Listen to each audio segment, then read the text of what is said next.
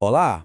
Hoje a gente vai mergulhar fundo na história de Shemot, que a maioria conhece como o livro do Êxodo. Mas, olha, não vamos só recontar os fatos. A ideia aqui é investigar uma pergunta que é a base de tudo isso.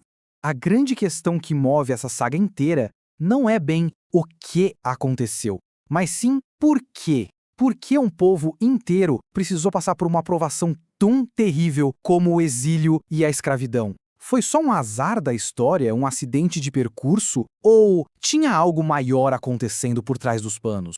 E, segundo a perspectiva que estamos analisando, a resposta é bem direta. Não foi um acidente, foi um plano. Um processo doloroso, sim, mas totalmente intencional, com um objetivo muito claro lá na frente. Vamos entender melhor como esse plano se desenrolou. Então vamos começar pela parte talvez mais difícil de engolir desse quebra-cabeça: a própria escravidão. Por que a servidão, uma experiência tão desumana, era um passo necessário nesse grande plano?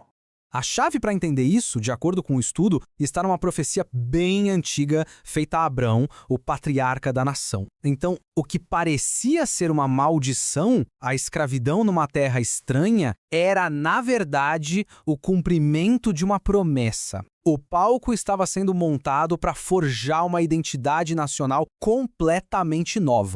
E o cenário escolhido para essa transformação toda não poderia ser mais intenso. O Egito não era só um lugar qualquer, era um verdadeiro campo de batalha espiritual. Pensa bem, o Egito era uma superpotência, super avançado em tecnologia, ciência, arte, mas, no campo espiritual, a análise o descreve como um lugar totalmente mergulhado em paixões materiais, magia e idolatria. Em outras palavras, um completo vácuo moral e espiritual. Agora imagina o choque de cultura. De um lado, a gente tem a sociedade egípcia, e do outro, chegam os descendentes de Jacó, guiados por valores como pureza familiar, uma herança sagrada, um código moral totalmente diferente. Era um verdadeiro conflito de visões de mundo. E aí fica a pergunta, como eles poderiam sobreviver a essa pressão toda sem serem, engolidos por essa cultura?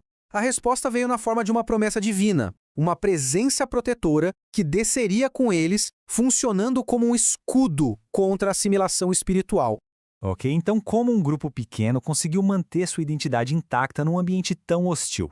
A resposta, segundo esse estudo, não foi passividade não, foi uma resistência ativa e muito consciente. E essa resistência se apoiava em 4 pilares bem claros. Eles se recusaram a abandonar seus nomes hebraicos, continuaram falando sua língua sagrada, mantiveram seu jeito de se vestir e, talvez o mais importante de tudo, criaram uma lealdade inabalável entre si. Eram pequenos atos diários de desafio que mantiveram sua cultura viva. E o mais impressionante é que essa força espiritual parecia se refletir no mundo físico. O crescimento da população foi algo tão rápido que o estudo menciona uma tradição de que as mulheres frequentemente davam à luz sextuplus. Imagina só, um verdadeiro milagre demográfico.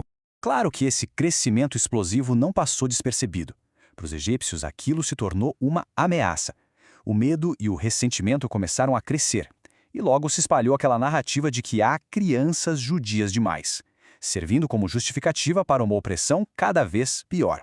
A resposta do faraó foi uma escalada de crueldade, em 3 etapas. Primeiro, ele impôs o trabalho forçado para tentar quebrar o povo pelo cansaço. Quando isso não funcionou, ele partiu para um plano mais sombrio, uma ordem secreta para as parteiras matarem os meninos recém-nascidos. E, num ato final de desespero, ele tornou a política pública. Todos os meninos deveriam ser jogados no Rio Nilo. Mas, de acordo com o texto, todo esse sofrimento intenso não foi em vão. Foi como uma fornalha, um crisol, para forjar traços nacionais que seriam essenciais para o futuro. E dessa fornalha saíram 3 lições fundamentais. A experiência da escravidão, constante, preparou o povo para uma vida de serviço a um propósito maior.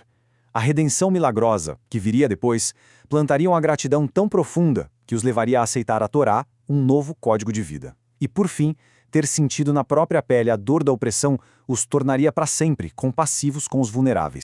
E foi justamente no ponto mais escuro da opressão, quando tudo parecia perdido, que o plano divino revelou sua próxima etapa: o nascimento daquele que se tornaria o grande libertador.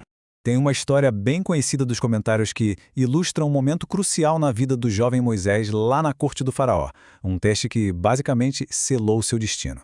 A história conta que Moisés, ainda criança, brincando no colo do faraó, pega a coroa dele. Um conselheiro vê aquilo como um péssimo sinal e sugere um teste para ver se o ato foi inocente. De um lado, um diamante, do outro, uma brasa de carvão. A tradição diz que um anjo guiou a mão do menino para o carvão. Ele o levou à boca, queimando a língua. A vida dele foi poupada, mas sua fala foi afetada para sempre. Uma marca que o acompanharia por toda a sua missão.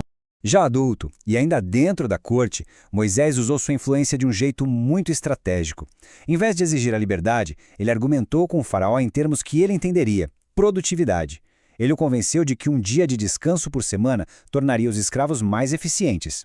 E assim, ele instituiu o Shabat como um dia de respiro no meio de tanta servidão.